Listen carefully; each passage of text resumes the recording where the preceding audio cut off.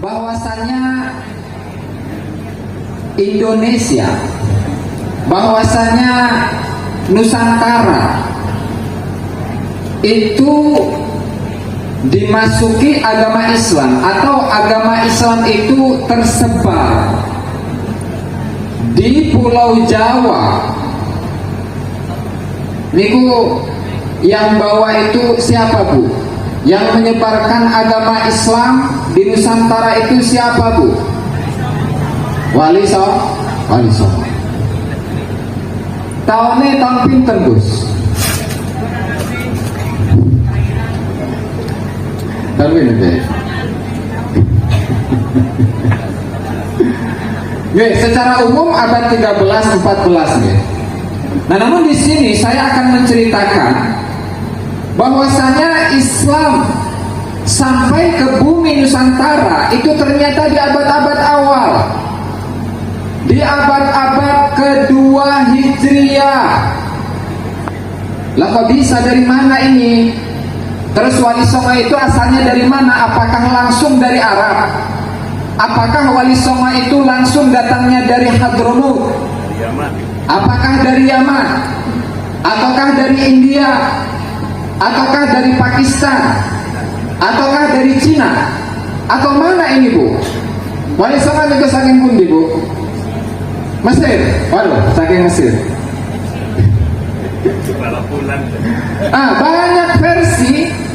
Banyak versi yang menyatakan tentang asal usul Wali Songo. Ada yang mengatakan dari Yaman, yang leluhurnya namanya itu Imam Abdul Malik Az-Zamad Khan. Ada yang mengatakan dari Cina, yang katanya leluhurnya itu adalah As-Sayyidul Ajal. Ada yang mengatakan dari Arab Saudi, dari Mekah, dari Madinah. Ada yang mengatakan dari Mesir. Bingung, Bu. Kalau kita ini tidak mempelajari sejarah secara utuh, menggunakan data-data sejarah yang sezaman, itu pasti jadi ruwet, Bu. Pasti jadi ruwet. Kenapa seperti itu? Ya iya, katanya Wali Songo itu adalah keturunan dari Abdul Malik Az-Zamad Khan Ba'alawi. Namun saya sudah meneliti dari karya-karya yang ditulis oleh para tokoh-tokoh Ba'alawi, yang misalnya seperti kitab Al-Burqatul Musiqah, kemudian kitab Al-Jawhar Syafaf, kemudian kitab Burarul Baha'id Dawi, kemudian kitab Al-Masra'ul Rawi, kemudian kitab Syarah Al-Ainiyah, kemudian kitab Syamsud Dohiroh, dan masih banyak lagi. Saya telusuri itu kesejarahan dari Imam Abdul Malik Az-Zamad Khan. Tetapi dari kitab-kitab yang ditulis oleh para sejarawan-sejarawan Ba'alawi, saya tidak menemukan siapa saja yang menjadi keturunan dari Imam Abdul Malik Az-Zamad Khan yang diklaim oleh mereka keturunan-keturunannya itu adalah para Wali Songo. Saya tidak menemukan. Dimulai dari abad ke-9 Hijriah yang ditulis oleh Al-Imam Ali bin Abu Bakar As-Sakran, kemudian kitab Burarul Baha'id Dawi karya dari Muhammad bin Ali Khirid. Justru di sana beliau menyatakan bahwa leluhur yang katanya leluhur dari Wali Songo yang namanya Abdul Malik, beliau mengatakan walam akif lahu ala tarikh. Saya tidak mengetahui sedikit pun mengenai sejarah dari Abdul Malik yang diklaim, yang diaku-aku sebagai leluhurnya Wali Songo. Lah terus dari mana? Kalau bukan dari India, kalau bukan dari Hadramaut, kalau bukan dari Yaman, kalau bukan dari Arab Saudi, kalau bukan dari Mesir, lalu dari mana? Nah, tadi yang sudah saya jelaskan di awal, bahwa ada sekelompok orang yang diutus oleh Al-Khalifatul Abbasi sekitar tahun 170 Hijriah, perkiraan tahun tahun 700 akhir Masehi. Di sana dalam nahkoda khalifah, tokoh-tokoh yang sengaja dikirim oleh Al-Khalifatul Abbasi itu datang dari Arab, lebih tepatnya itu adalah Iran dan sekitarnya, dikirimlah ke Indonesia, Bu. 40 orangan kurang lebih. Dan dari 40 orang ini, beliau-beliau ada satu dzurriyyah Rasulullah sallallahu alaihi wasallam yang bernama Sayyid Ali Al-Mu'tabar atau Sayyid Ali Al-Khalis, di mana beliau ini merupakan putra dari Muhammad Ad-Dibaj. Muhammad Ad-Dibaj bin Ja'far As-Sadiq. Nah, kemudian Sayyid Ali itu menikahi salah satu putri dari Raja Perlat di tahun segituan, tahun 170-an. Kemudian melahirkanlah seorang anak, seorang putra laki-laki yang bernama Sayyid Maulana Abdul Aziz Shah, yang merupakan Raja Perlat untuk pertama kalinya, kerajaan Islam di Nusantara. Nah, artinya apa dari sini? Dari sini sudah membuktikan bahwasanya Nusantara itu sudah dimasuki oleh agama Islam. Agama Islam itu sudah tersebar di Nusantara ini semenjak abad kedua Hijriah. Dan keterangan ini ada dalam sebuah kitab Idharul Haq yang merupakan karya dari Imam Abu Ishaq Al-Makarani Al-Fasi. Jadi Al-Fasi ini bukan kota, nisbatnya itu bukan kepada kota Fes, bukan Fes, kota Fes yang ada di Maroko, bukan. Tetapi Fas Al-Fasi ini maksudnya adalah Pasai. Nah, sehingga ketika tokoh-tokoh yang menyebarkan agama Islam di Nusantara itu sudah ada semenjak abad kedua Hijriah. Lalu kemudian beliau-beliau ini beranak pinak,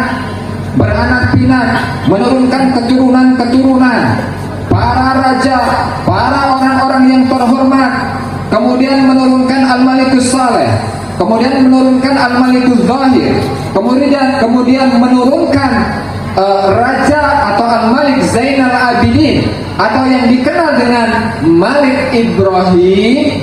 Maka dari Malik Ibrahim atau Raja Ibrahim ini menurunkan sebagian besar dari Wali Songo yang menyebarkan agama Islam di Pulau Jawa.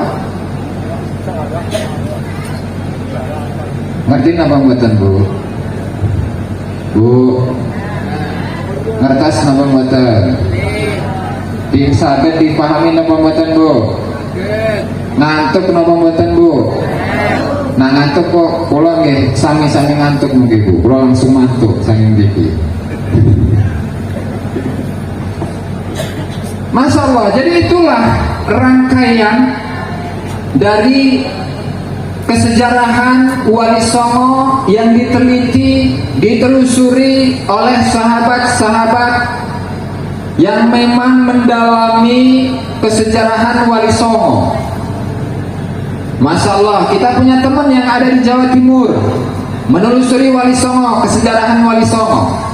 Kita punya teman yang ada di Batam menelusuri juga kesejarahan tentang Wali Songo. Artinya dari ini semua, kesejarahan Wali Songo itu tidak bisa dilepaskan dari yang namanya Aceh. Karena apa? Karena di masa Belanda itu, Bu, di masanya zaman-zaman Belanda itu tukang adu domba, Bu, antara yang bertempat tinggal atau penduduk Pulau Sumatera itu diadukan dengan yang di Pulau Jawa.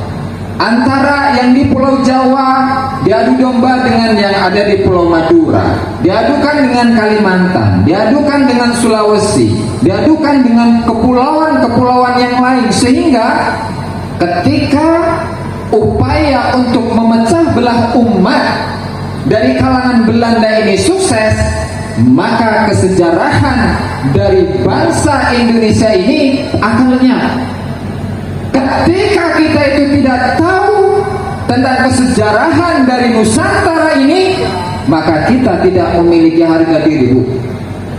Tidak memiliki harga diri.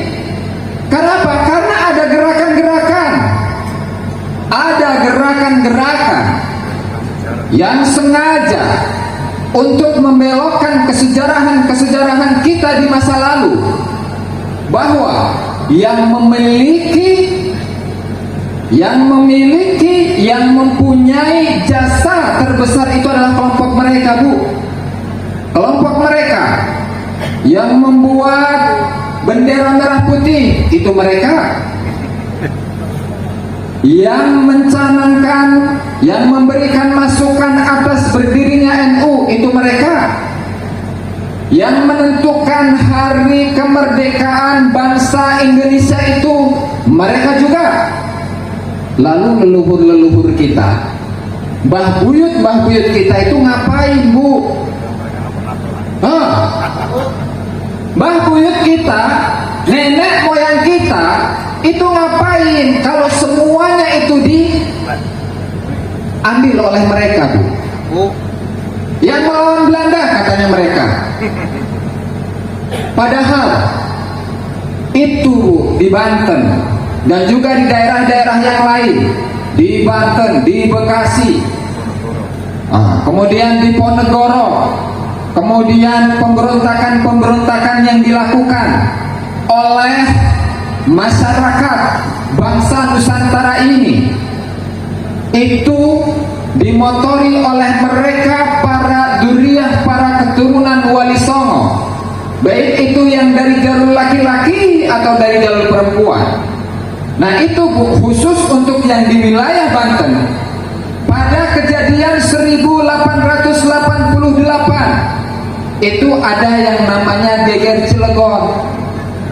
Geger Cilegon itu, Bu, mereka yang memiliki gerakan untuk melawan penjajah itu ada seorang Habib yang namanya Habib Usman bin Yahya.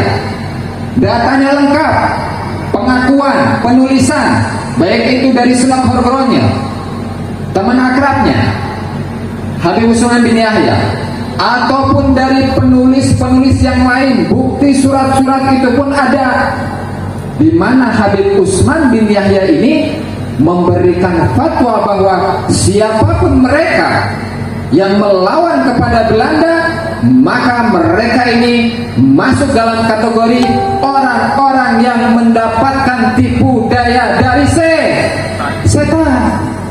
Ini fatwa apaan, Bu? Masya Allah, astagfirullah. Sehingga itu, apakah itu yang dinamakan sebagai seorang pahlawan? Apakah itu yang dinamakan sebagai seorang mufti, sebagai seorang juriyah Nabi yang mengeluarkan fatwa bahwasanya siapapun yang melawan kepada Belanda maka dia termasuk orang-orang yang mendapatkan tipu daya setan? Astagfirullahaladzim. Kembali kepada materi, bahwa apa yang dilakukan oleh para leluhur, apa yang dilakukan oleh bangsa Nusantara di masa lalu dalam menyebarkan agama, dalam mengajak orang lain untuk mengaplikasikan bagaimana akhlak Rasulullah Sallallahu Alaihi Wasallam, itu sangat luar biasa, Bu. Ketika mereka itu mendapatkan sebuah kebenaran, pantang mundur untuk memperjuangkan kebenaran itu, Bu. Dan itulah yang dikatakan oleh Rasulullah Sallallahu Alaihi Wasallam, Qulil haqqa walau kana murran. Katakanlah yang hak itu hak, katakanlah yang batil itu batil. Jadi tidak ada ajaran dari Rasulullah yang menyatakan bahwa ketika mereka yang mengaku sebagai keturunan Rasulullah sallallahu alaihi wasallam dan mereka selalu menakut-nakuti kepada masyarakat, ketika kalian itu mengkritisi nasab kami, maka kalian itu akan kualat. Nggak ada, Bu. Nggak ada. Dalam ajaran agama itu nggak ada. Tadi sudah diberi contoh oleh Rasulullah mengenai putrinya.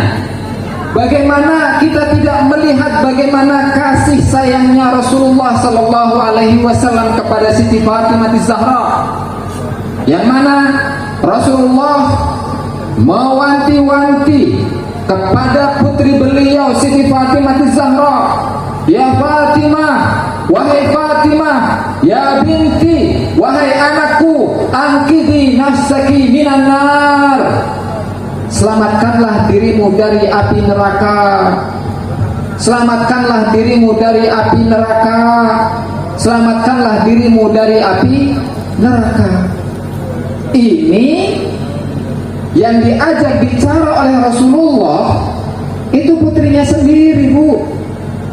Putrinya sendiri, Siti Fatimah. Bagaimana tidak sayangnya Rasulullah Shallallahu Alaihi Wasallam kepada Siti Fatimah? Apakah lalu kemudian Rasulullah itu mengatakan kepada putrinya, wahai Fatimah, karena engkau ini adalah anakku, engkau adalah orang yang paling aku kasihi, engkau ini adalah orang yang paling aku sayangi, sehingga udah gak apa-apa, gak sholat, gak masalah, gak sholat. Apakah Rasulullah seperti itu? Enggak ada. Ini langsung anaknya, putrinya Rasulullah Sallallahu Alaihi Wasallam.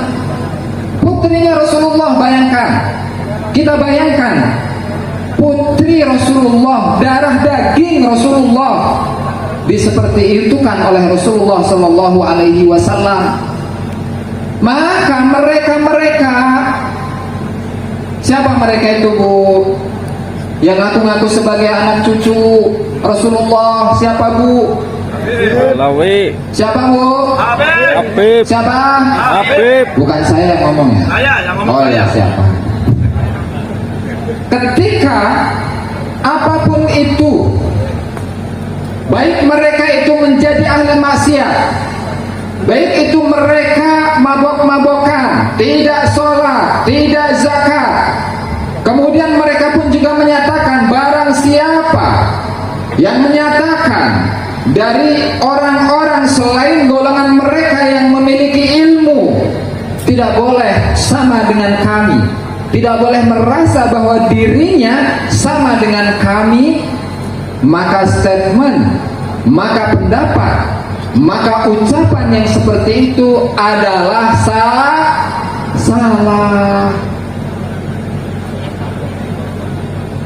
Tidak ada, Bu. Tidak ada ajaran agama yang seperti itu. Kita ini sebagai umat Islam, kita ini sebagai orang-orang yang mengaku umatnya Rasulullah Sallallahu Alaihi Wasallam, ketika Rasulullah Sallallahu Alaihi Wasallam itu meninggal, ketika Rasulullah Sallallahu Alaihi Wasallam dalam detik-detik nyawa beliau akan dicabut oleh malaikat, apa yang beliau ingat? Apa yang beliau pesankan? Apakah anakku, binti atau auladi, wahai anakku? Enggak. Atau sahabatku misalkan, sahabatku? Enggak juga, Bu. Atau siapa? Cucu-cucuku, ahfadi, enggak. Tetapi yang selalu diingat oleh Rasulullah Sallallahu Alaihi Wasallam itu adalah umatnya, ummati. Jadi yang Rasulullah Sallallahu Alaihi Wasallam ingat di dalam detik-detik Rasulullah Shallallahu Alaihi Wasallam nyawanya itu akan dicabut. Itu tidak lain dan tidak bukan kecuali kita ini, Bu. Mudah-mudahan kita ini diaku menjadi umatnya Rasulullah Shallallahu Alaihi Wasallam. Amin ya rabbal alamin. Nah, ini ada satu keterangan yang ada di dalam kitab An-Nahrul Mawrud karya dari Habib Idrus bin Umar Al-Habsyi, jilid 2 halaman 167,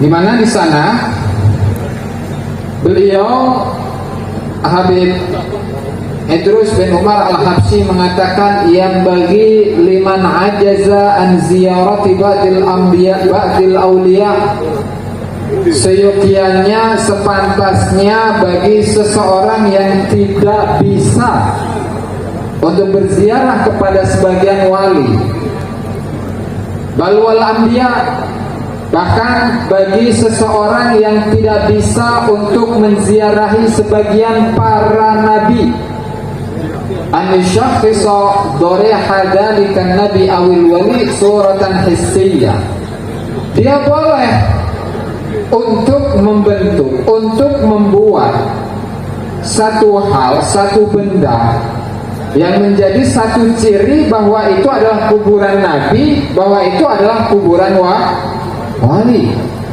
Kemudian tsumma yastahdiru ruhaniyatahu, kemudian dia menghadirkan roh dari nabi itu atau roh dari wali yang dia akan ziarahi sementara dia nggak mampu, wa yazuruhu wa ya'malu ma ya'malu law hadara inda dharihi, dan dia berziarah seperti biasa, seperti berziarah kepada kubur. Artinya dalam kitab ini sudah ada ajaran untuk membuat sebuah kuburan palsu. Makanya hati-hati ibu-ibu, bapak-bapak, serta masyarakat kabupaten atau kota Tegal. Hati-hati, leluhur-leluhur kita yang namanya itu tidak diketahui, atau misalkan ada kuburan-kuburan kuno yang kebetulan tidak dirawat oleh anak cucunya. Hati-hati, Bu, nanti kuburan tersebut bisa menjadi kuburan Habib. Tujuannya apa? Tadi pembelokan sejarah. Tujuannya adalah pembelokan sejarah, dan itu sudah menjadi bukti di mana kemarin di kejadian yang ada di Kecamatan Ulijami, Pemalang, di mana seorang yang awalnya itu adalah tukang kuda, Bapak Amir. Nah, kemudian karena ada salah satu cucunya yang belajar berguru kepada oknum Habib, nah lalu disebutkanlah bahwasanya Bapak Amir ini adalah Habib, sehingga dibangunlah itu kuburan, ya, dan diyakinkan kepada masyarakat bahwa itu adalah kuburan seorang Habib, seorang ulama besar, seorang wali, sementara tokoh yang hidup yaitu Bapak Amir tidaklah seperti itu ketika beliau hidup. Dan ini ternyata sudah terjadi sejak dulu, Bu. Yaitu diambil dari kitab Fathur Rahimir Rahman, salah satu karya dari Habib Umar bin Abdurrahman Sahibul Hamra, di mana di sana ketika menceritakan tentang leluhurnya para habaib, leluhurnya Balawi yang bernama, yang diklaim mereka sebagai leluhur mereka, yang bernama Imam Ahmad bin Isa, itu di abad 9 Hijriah itu nggak ada kuburannya. Nggak ada kuburannya, Bu. Saya bacakan teksnya. Nah, ini saya berbicara tentang data, ya.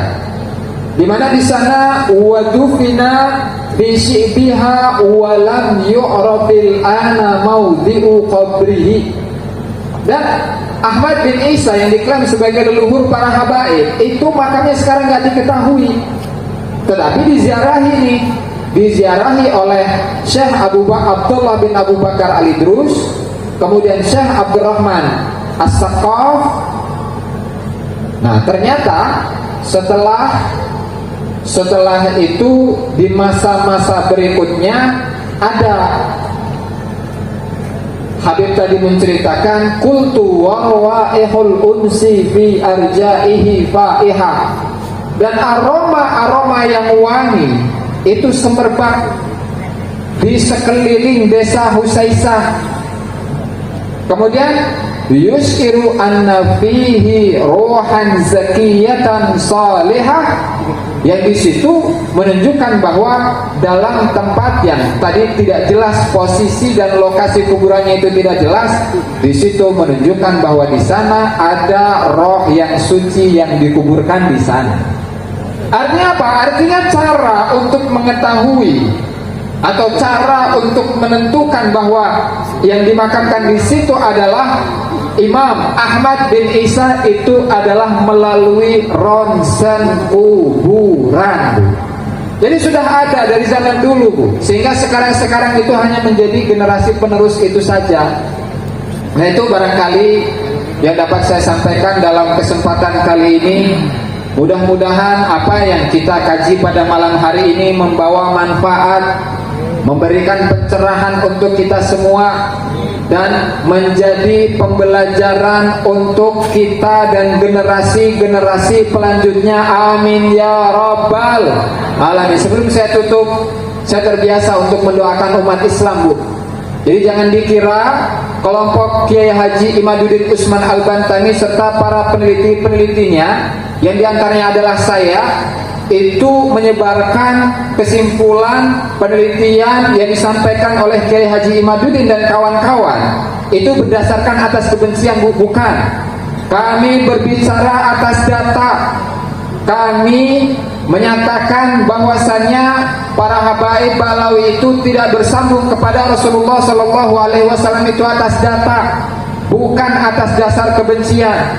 Sehingga dalam setiap sholat kami terbiasa untuk mendoakan seluruh umat Islam tanpa terkecuali, Bu. Mari kita doa bersama-sama. Allahumma ighfir ummata sayyidina Muhammad. Allahumma ighfir ummata sayyidina Muhammad. Allahumma ighfir ummata sayyidina Muhammad. Allahumma arham ummata sayyidina Muhammad. Allahumma arham ummata sayyidina Muhammad. Allahumma arham ummata sayyidina Muhammad. Allahumma ansur ummata sayyidina Muhammad. Allahumma ansur ummata sayyidina Muhammad. Allahumma ansur ummata sayyidina Muhammad. Allahumma farrij an ummati sayyidina Muhammad. Allahumma farrij an ummati sayyidina Muhammad. Allahumma farrij an ummati sayyidina Muhammad. Wa sallallahu ala sayyidina Muhammad wa ala alihi wa sahbihi wa sallam. Walhamdulillahi rabbil alamin. Barangkali itu saja yang dapat saya sampaikan dalam kesempatan kali ini. Mudah-mudahan bermanfaat untuk kita semua. Jika ada kata-kata yang salah, mohon maaf yang sebesar-besarnya.